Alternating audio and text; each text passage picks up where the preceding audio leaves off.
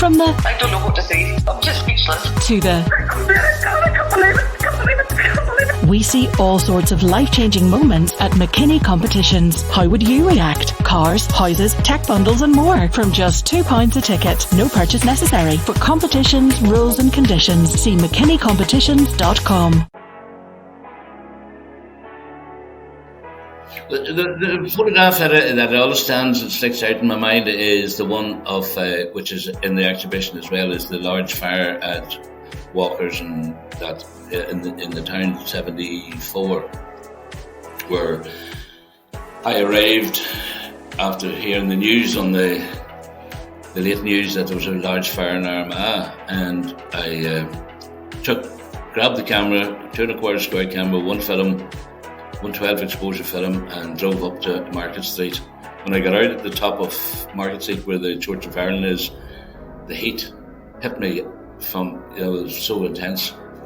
That's the voice of Vincent Loughran, a man many of you will recognise from events here, there and pretty much everywhere. Vincy has been a photographer in Armagh for well over 50 years. He's currently exhibiting a range of highlights from his many years covering the good, the bad and ugly in the city and beyond at the Aonach Mhacha Cultural Centre here in Armagh. It's free to attend and it's certainly well worth checking out some amazing photos on display. I caught up with the man himself to talk about some of these photos and some of the anecdotes that accompany the photos from over the years. And let's just say Vincy didn't quite make it an easy editing process for me, but just like his photos, this is well worth checking out. The first wedding I done, it's more than that, because the first wedding I done black and white would have been 52 years ago, come September. Where was that? It was in the cathedral, and it was a girl called Kissan. I always remember it because her father worked in Fian Valley. He was the butler man, and it was the first time we ever seen an advertisement on TV that somebody we knew. Her father done a butler advertisement for Fian Valley, and it happened to be his daughter. And I don't know, it wouldn't have been in your time, but in long way at the start, they would have sent a photographer. The paper would have sent a photographer out to do a wedding photograph, unlike and it was how did you call him? Oh gosh, I can't remember. Sammy Lindsay, God rest him. He had phoned telling me that there was a couple up there and there's no photographer. So I went up to see if they wanted a few photographs, and that was my first wedding. I remember, but I had been taking bits and pieces like for years before it. In fact, the first one I don't really remember it, but I do have a photograph of myself that I took when we went to Dublin. So I would have been 12, 14 at the time. Yeah. And when we went to Cranfield for a day, I remember taking photographs of my father and mother sitting on the side of the bank. So that would have been about 15, 16, maybe even earlier. So I had always an interest in it, but never had the money to go or to do anything really important with it. Money was a problem between buying cameras and film. We would have borrowed the camera any time we were going away, because Vincent McInerney was our cousin and he would have loaned us a camera. What sort of camera was it? Oh, just an old box Brownie, probably, if I can remember right. Right. And do you still have that photo of your parents? Pardon? Do you still have that photo of your parents? Oh, I have it in the front hall. Yeah? Yeah, I have it in the front hall with two younger brothers sitting beside mum and dad. And in terms of you going all the way back then, what got you into photography? Probably wouldn't have been an awful lot of photographers about. It wouldn't have been very, very little. No, it was just something I always loved. Always loved being able to see things far away. I loved watching airplanes in the sky, and if my mother and father went away for any time, I would always want them to bring back binoculars or a wee telescope, because I had just an interest in being able to see everything. Yeah. Good. So I don't know whether that had anything to do with the photography, but it was just something I just got into and enjoyed it. And when was it always a job, or did you do work elsewhere Vincy? Oh yeah, I was a welder for a time, and I was worked in Armagh shoes for 13 years, and done bits and pieces, and was with the ACE schemes in different places, Armagh and Market Hill, because it was very handy getting into the ACE schemes because I could slip off and do photographs. You know, nobody any wiser.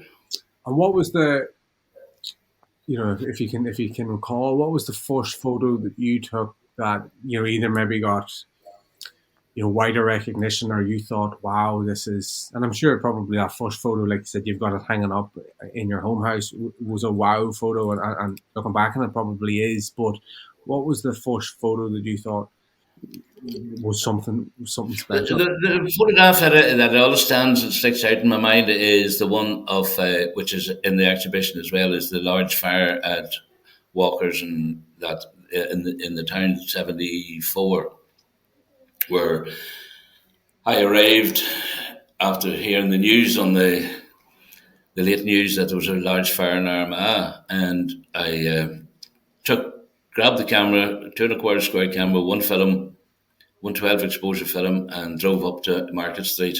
When I got out at the top of Market Street where the Church of Ireland is, the heat hit me from, it was so intense. And I come down. Doesn't know Market Street, that's a couple of 100 meters. It would be, yeah, the whole Market Street, yeah, it would be right well. The heat was unreal. And so I tried to judge the light by daylight and tried to work it out in my head. And 12 took 12 photographs, and every one of them were absolutely perfect. So I stayed there for a good bit of the night until ATO came. They came to blow a firewall where the entrance between Emerson's and I can't remember what the shop is now. And then I got hassled by a soldier. I got pissed off with I got hassled by a soldier and got it. And so I went home.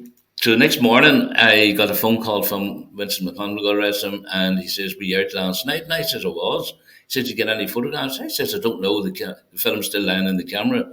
So he drove down to my house, got the camera off the wife, developed the film. He says, BBC, ITV, and most of the English newspapers were in contact with him looking for photographs. But by the time he had it developed and got to them, they couldn't wait. So they hired an airplane and flew over Armagh and photographed Armagh. So I missed a fantastic opportunity. And remember bringing it and putting it into amateur photographer, telling the story in amateur photographer at the time to make sure that people didn't make the same mistake. Get your film, get you in as quick as possible. So that one that stands out more than anything, I think. What was, I mean, I'm just thinking now from a newsstand point of view. That, I mean, you obviously grew up through some dark times in Armagh, but to see a fire and looking at the photos, I'm familiar with the photos, Vincy. Yeah. It's just like you just can't imagine anything like that. Certainly in locally, like it's once in a generation, but Yes. but it's not. It wasn't once in a generation. You went through the 70s and 80s in Armagh, and that was Oh, yes. as difficult a I time. remember bits and pieces even from the '60s campaign, Yeah, where they had sandbags round police stations and seeing the B specials on patrol and all. So I do basically remember going down the town to see bullet holes in it was it wasn't the Ulster Bank, no, it was Bank of Ireland, I think, I can't remember. The bank that was down at where the old post office was. And when everybody pointing out bullet holes in the wall. So I do remember them bits and pieces. It didn't really register an awful lot. Well, maybe it did because I still remember it. But lived through the troubles, as they call it.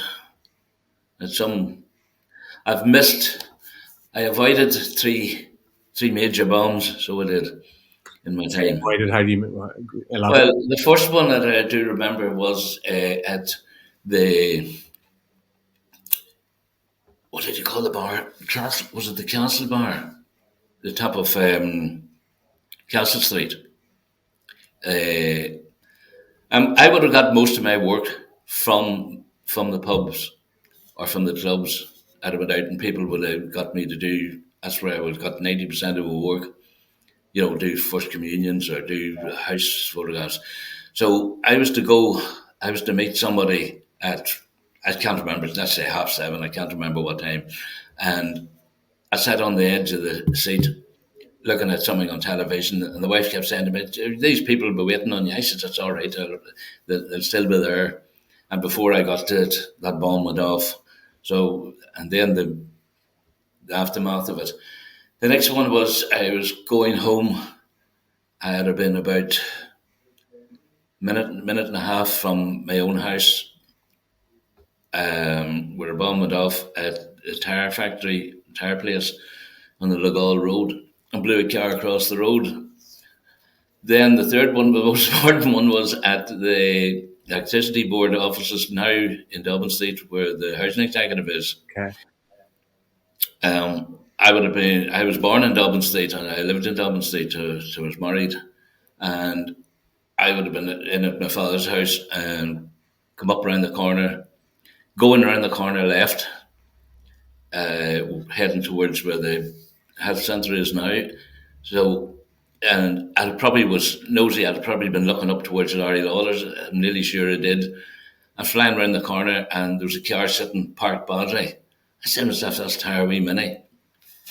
So I don't know why I done it. I put it in reverse and I looked into it and there was 2 cylinders and wires and I heard it, boom. You know about it by getting out of the road. I don't know what, maybe 5-10 minutes and up she went. And So you got out of the road. I'm sure did you contact anyone? I did I did. Yeah. I contacted the road with tires. I mean, and in terms of you mentioned the Castle Street bomb. Yeah, that was a bad one. That was the one that they had the other bomb down at the bottom of the hill, making sure that everybody would have run down the hill down towards a what do you call it? What do you call the pub? Yeah, and they'd have been really massacred because everybody had been there. They'd have run down that road. That's where everybody would have gathered. What do you remember about the aftermath of that? I remember that the trainer, God rest him, was one of the ones that took the handbrake off and steered that down around the corner. I couldn't get it any further than about where Larry Lawler's is now, Dublin Street, and left it there, and that's where it went off. Yeah. So it was meant to kill. It was meant to Got kill. into the car and Young Emmett trainer, God rest him. Is it Emmett? Yeah, Emmett trainer. He steered it down. They pushed it down the hill because they knew what it was, and they couldn't get it into Dublin Street. I think the steering lapped or something. I can't remember. There was something about they didn't really want to leave it there. They wanted to bring it down into Dublin Street. wow. So, and it went off there and wrecked a lot of premises. Wow, that in itself is Yeah, but we just took it in our stride.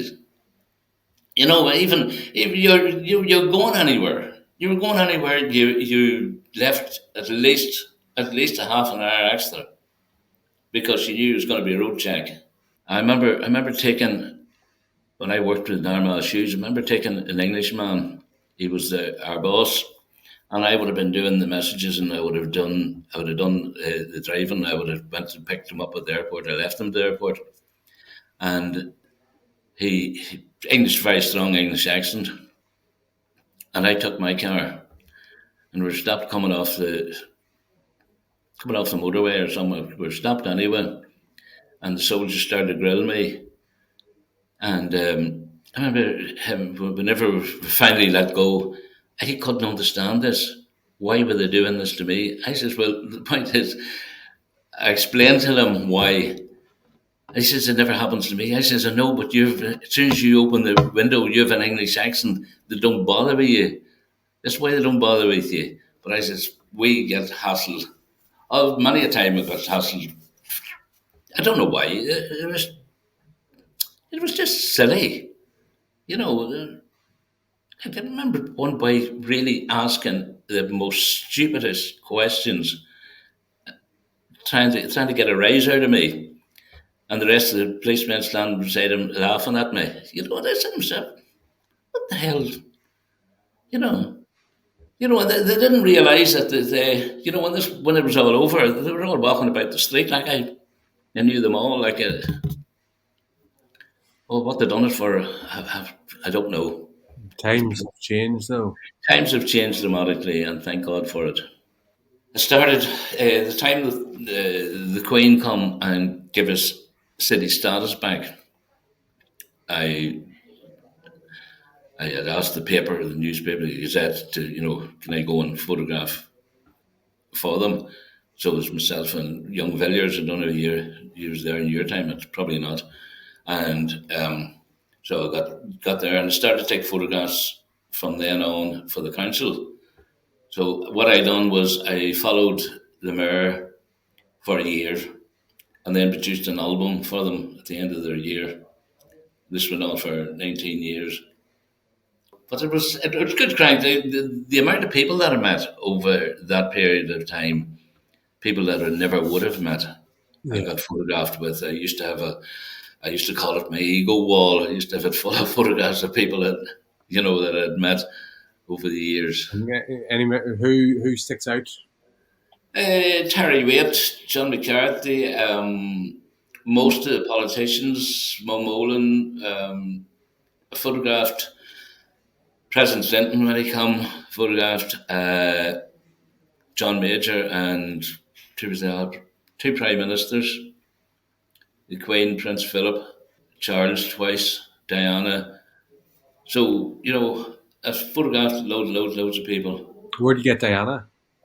Which come out of a helicopter up at Ardmore she landed by helicopter. It was a special needs school that she went to. I don't know whether she went to open it officially. It was up at the top of Ardmore where the new graveyard is. Okay. And so I got her. I'm sure that was an occasion at the time. Was, but unfortunately, I didn't know about it, and I was babysitting. I had the child with me, so I couldn't go into the building or do anything. I said I just done what I could from outside. Yeah. So I didn't know about it. Yeah, and I've done lots of things and been lots of places. As you know, I had an exhibition of photographs of mostly country artists there some years ago in the theatre, and I enjoyed country music and I enjoy photographing them. And would have known most of them pretty well, first name terms. There's a lot of them have already died, so I have their photographs and them signed photographs. So that's something to treasure. No, Vince, in terms of any of those, you mentioned hijackings, and obviously you've done plenty of sport, and I'm sure there's been some big sporting occasions. The All-Ireland 77 was the first one. Oh, you were down in Dublin for that? I was down in Dublin for that, for the 3 matches. Jerry O'Neill, which was the manager at the time, got me a pass for that. And then on the second, that was, you remember, there was a replay. Yes. And I always remember them talking about it afterwards. I think was Ross Common, wasn't it? Really sure. I think it was Ross Common that played it and got the draw. And a point would have drawn them. And Jerry O'Neill, the manager at the time, ran across the field behind the boy who was going to take the free, and said to him, "You're going to miss this," and run on. And the boy sort of started and looked around, and he missed it, and that's why we got in to play Dublin. So when we were going to play Dublin, then I was on the bus with all the players. Okay. I photographed them in the dressing room and bits and pieces. A lot of those negatives were destroyed, but I have some of them. How were they destroyed? And secondly, how? Well, over the years, I didn't take enough. If I'd put the negatives into files and put them away, most of them were sort of rolled up and put in different places, and then with the extreme heat in the roof space and extreme cold, it sort of destroyed them, and then I probably lost some Yeah. different moves. Yeah. But I have a few photographs of him from that period, and then I wasn't ever back in Croke Park till 2002. Right. The contrast and the difference was pure and simply unreal, and I couldn't believe it was on the pitch actually, but I couldn't believe the noise of the whole thing. Why was it? Why was it so different? The result? Are you talking about the result on its own, or something else completely? No, the noise of the people, contrasting from '77, the way it was, to 2002 when we got the All Ireland, and the difference in atmosphere and the noise from the people cheering was pure and simply unreal. I never heard anything like it. So that was, I'd say, there were some of the better sporting moments. And rallies here in Armagh, as you know, there's a few of the rallies staged here in Armagh. Yeah. Just an awful interest in photography and taking photographs, and You're the same hobbyist. Would that be a fair? it was more a hobby. Yeah, it was more a hobby than anything. And I never made any money out of it because anything I did make out of it, I put it back into equipment, and I never really saved it. So that's something I look back on and say, that was silly, I should have. But I see people making ball of money out of it now, and what they're charging, could never charge properly either. That was a major problem. Yeah. If it, as a friend of mine says, start high and then you can come down. He says, for God's sake, don't be starting low, you can't go up. Yeah. So, but no matter, I enjoyed it. I had a great life, and I met a lot of very, very interesting people. Yeah. Seriously, many interesting people. Plenty more to come though. Well, hopefully, but it sort of gets to the point where you say, it's maybe time to quit. I know. I don't know. I've no idea what's going to happen. They say you should keep going, that it keeps the mind active and keeps active. Yeah, I mean, like you said, you were going down the street. Like it's always difficult just to leave the camera behind. I'm sure. Like, you kick yourself. First time you do it, you'll kick yourself. There'll be some sort of. Oh, I've missed many a thing over the day to time. Got what the photographs. I have a wee camera that sits in the car. Yeah. I would take, if it was really caught, not fantastic quality, but it would be in the car all the time. Yeah. And the things that you would have, like I would have carried the camera all the time years and years ago. I remember heading home and been stopped at where it was the city hall. Remember the shooting of the two young fellas in the taxi place. Yeah. So I tried to get photographs of that, and got something, but not great. And then couldn't get into the Charlemont. They wouldn't even let me up into the Charlemont because I wanted to go up to the Charlemont and photograph from the window. And hadn't the sense to go around the back and go up the back road. And then all the shopping was in the car, and the wife wasn't happy about me going trying to take photographs. Well, if you had any sense, you would have been back with the shopping. Like, yes. You forget the photos. Like the hell with the shopping, the photographs are more important. Yeah, well, God love her, she supported me over the years, 52 years, by putting up with me and financially at times. I remember having been late to lift her one night. I was doing a job in the Charlemont, and I run out of the Charlemont. The car was sitting across the road. I didn't see any other car coming, and I run and jumped into the car, drove straight down into St. Luke's, and she was standing waiting on me, I think, and I pulled the handbrake and done a handbrake turn right round again. And as I turned right round, I'm facing the police car. They followed me down, and I says, "Oh Jesus!" And right up the town, nice and calm. I says, they're sitting behind me, they won't move. So round the mall, the blues come on. I had to pull in. He says, "Yeah, kind of hurry." I said, "Well," he says, "You coming out of the Charlemont?" I says, "Yes." I says, "I was doing a job." I said, "I was late for the wife. You can see the hurry I was in, trying to come down to lift her." But he accepted it and he let me away. He said, Tell me to behave myself. Oh, well, I mean, what's your wife's name again, Vincy? Francis, Francis. She's been your rock for 50 odd years. 54, 55, 56.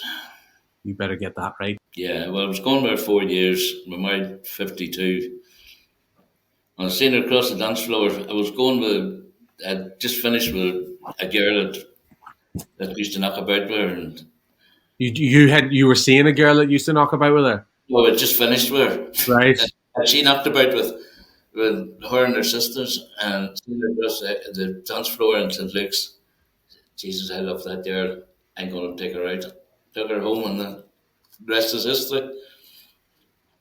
What age were you then? You were, I'm going to say 19.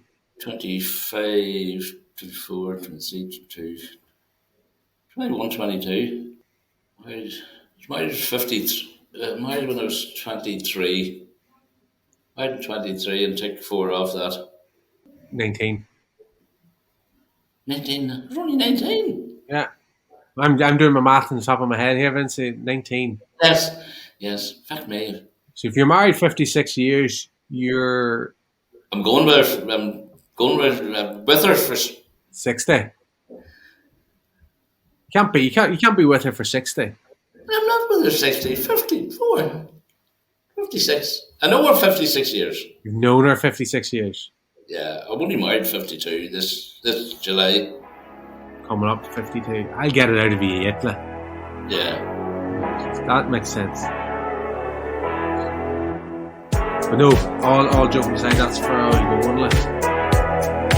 It is putting up with me. Well, that's what I'm saying. The secret of a happy marriage is I was never at home.